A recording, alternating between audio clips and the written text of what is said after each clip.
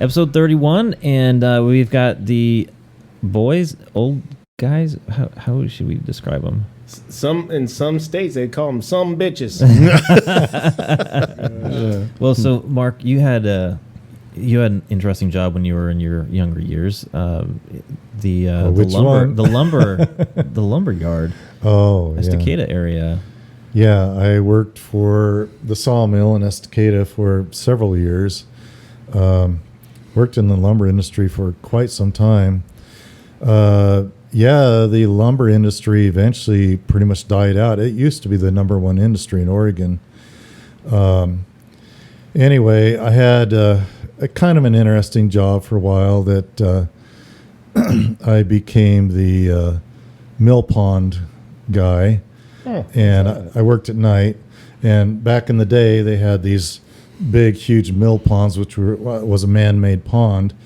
And it was an easy way for them to shuttle the logs from one storage area up to the sawmill and take them up a slip and debark them, run them through the saws. So it was a whole process, but it was just an easy way to process the logs. And so I was the mill pond guy on the night shift. And many, many nights I spent, I swear, in Oregon, it rains all night long, and then it sunshines most of the day. And every night it would rain at my job, and I was pouring down rain out there. And I'd get up the next day, and it's sunny out. So anyway, I had a lot of different various girlfriends during that time period, and we would have a long lunch period. And one night I was told by my girlfriend that she wanted to break up with me, and I was devastated. And so at 9 o'clock I went home for my lunch, and I drank my lunch. Oh no! And I came back to work drunk as a skunk. I lived 5 minutes away from work. Came back to work drunk as a skunk, and I'm out there trying to screw with those logs, and I don't know what the hell I'm doing, right? And finally, I managed to get the logs up to the mill, and then I'm going, I'm too drunk. I can't deal with this anymore. I got to turn myself in. So I got on the intercom, which goes throughout the whole sawmill. No. And I said, I drunk. lost the pond boat, and I can't find them logs either. And they're going, what's wrong with you, Mark? And I said, I don't know. I think I'm effed up here. So the boss comes out, and he goes, what's going on with you? And I said, oh, my girlfriend broke up with me. And I start crying and shit. Oh, my God. It's so embarrassing. But he sent me home, and they kept a note in my file for a while. So, Mark got shit-faced on the job. Next time he has a girlfriend, and you got to pay attention to how they're doing. Well, being 20-something and impressionable, I was just trashed. I was brokenhearted. Oh, 10 years later, who gives a rat's ass? Really? Yeah. Growing up watching different TV and was like movies, were they a big deal? I mean, I guess theaters have been around for a long time. Yeah, or was that the Devil's Work? What's the first movie you guys saw? Do you guys remember the first movie you went and seen in the theater? What was the name of it? You had to wait for it to be invented first. The Nude Gun or something like. I forget the name of it. It was a Takeoff, Leslie Nielsen. Oh yeah, the Naked Gun. Naked Gun. That's what it was. The Nude Gun. Close. Movies these days they're pretty crazy. I mean, for me, it's the amount of like sexuality and violence that you see in movies today. What? It's not even close to what it used to be. No, hold on now. I could be wrong. I could be wrong here, but I swear it used to be almost like you have what's it called when you get a script for a movie, but there's like a checklist of what you need in all movies. Like in the 80s, I swear every movie had to have breasts at least. I mean, just like even the National Lampoons. I mean, there had to be boobs in it. I mean, almost every movie had to be something. It seemed like, and now there's no nudity. It's Amy must have turned on the parental protections on your account. That's not fair. I'm being funny, but you know, like I'll ask my wife. She goes, "Hey, do you want to watch blah blah blah blah blah?" I go, "I haven't heard of it." And I go, "Is there nudity involved?" And she's like, "Well, no." I go like, we're good. You know, if there's nudity involved, well, then maybe, you know. I think that's how she got me to watch, what was that, Game of Thrones. She goes, "What, there's nudity in it?" I'm like, "I'll watch it. I'll try it out." I guess there was a lot. And then they're like, I'm watching like at 6 a.m. What are you doing still up? Game of Thrones. And my finger's on the reverse button. And I'm like, whoops. So funny. I'm just kidding. I'm kidding. Yeah, the whole first episode, I think there was a lot of nudity. I was shocked. Yeah. But Yeah. I know what you're saying, but I feel that there's like a lot less exposure. I don't know. I see a lot more. I will say this: I see a lot more dudes, and you know, these days in movies. A lot more graphic violence nowadays. Because Yeah. you know, I will tell you this: that there's been times that my wife would say that there's been nudity, and it was dudes. I'm like, Dang it. it used to be a 98% chance that that wouldn't happen. Yeah, No, yeah, that's but changed a little bit. but you're right about that. There is a lot of violence, and that's in fact. That's like the big one right there. Yeah, I enjoyed the war movies, but I didn't enjoy graphic violence war movies Right. where everything was just literally torn apart. Did you see Saving Private Ryan? I haven't seen Private Ryan. Yeah, It's that because one's of that. one's yeah. I mean, it's a fantastic You movie. think about Sorry, it. but they saved him. I'm not trying to ruin Well, it.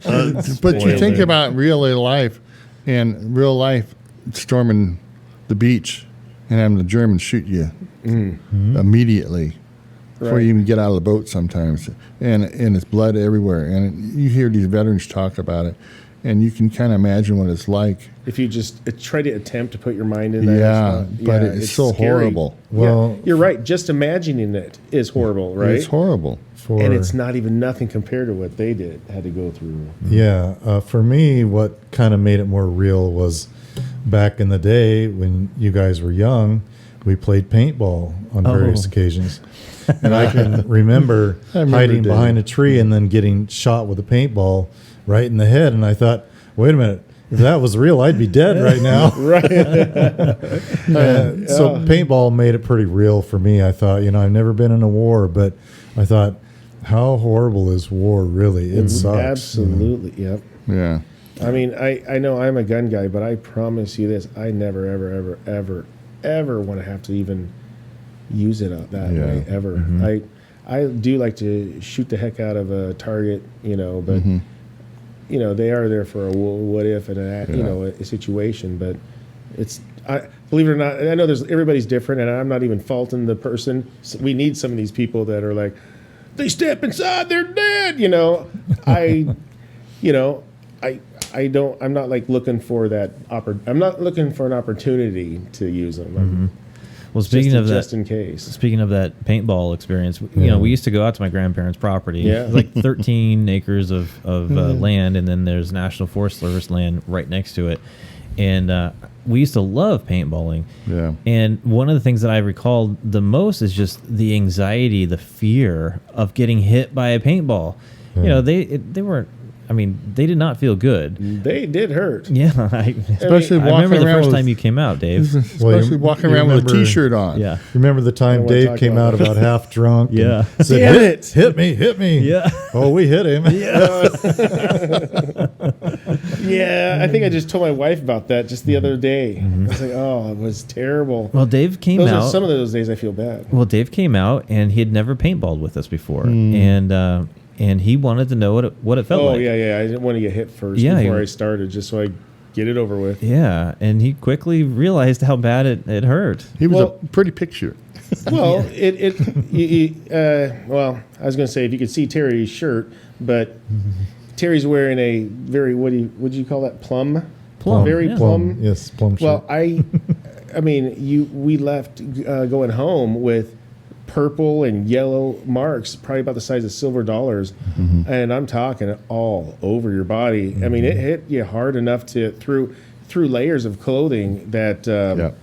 I mean, it was serious. I mean, you felt it, no doubt. And so if somebody was to cry when they got hit, I would get it. I would. Yeah. It was a lot of fun. Those are good memories of, playing, running around in the forest, trying to shoot each other. Oh. But I think we quickly realized that there are certain like protective equipment that we would buy. A cup was one of them. I think, Mark, didn't you bought like a catcher's like vest or something? Yeah, I did. Oh, For that's the smart. chest. Yeah, it worked. Yeah, I bet. Oh, that's smart. Well, it's funny because then, the next thing was airsoft. So I had a couple buddies that went out and, cheap stuff is fine by me, and had some cheaper stuff. And we went out to go, paintball or airsofting. And it was at night. So, it was pretty awesome. Having my little light that's on my regular gun, I took it off, put it on my gun, and I sat there and wait for a noise. I heard a noise. I'd pop up, turn my light, saw somebody hit him, and then I ducked. But anyways, it was a lot of fun. But so then I went and said, oh, well, that is fun. So I went and got a new one. Go get a good one. Oh. So I went, the one that I had, you could shoot it in a cardboard box, and a couple of them would stick in, some would bounce off the cardboard, some would stick into the cardboard. I think some of them might go through the cardboard with the one I had. This one here, it goes through the cardboard, goes through the back of the cardboard, and bounced all over the garage. And I'm like, I'm ready to play, and nobody would play. Yeah. But, like back in the day, having the stuff that we had, it actually made it, I think, kind of funner in a sense of not everything is just high tech. Everybody's gun you have to be specific to what its capabilities. It was neat. Paintballs were a lot harder to hit, to shoot straight. Sure was. Yeah. But man, we had a good time though, which was what it was all about. Yeah, that's for sure. Really. Yeah, producer E is trying to get me to talk about my calf. The BB? That high powered gun that your airsoft gun. It reminds me of getting shot in the leg by my cousin. I used to shoot BB guns all the time and just had a good time with them. And I remember one day my cousin, we were out shooting, and I don't know. I think I want to say that it was like he was done shooting, and it was like time for me to get my BB gun back. And so he was like kidding around and like pointing it at me, and I was like, I didn't want to get shot. That's kind of against the rules. You don't point guns at people. Right. And anyway, and so I'm running away. He kind of chases me around a tree, and the gun is pointed down to the ground. Well, as he comes around the tree, he accidentally pulls the trigger. Of course he does. Of course. His finger on the trigger. He had this finger on the trigger the whole time. Anyway, and it hit my my left calf, and I was wearing like sweatpants at the time, and I felt like the BB went and like bounced around inside the between my skin and the sweatpants, and I had a little bloody mark on my calf, and it didn't seem like that huge of a deal. I was pissed at him, of course.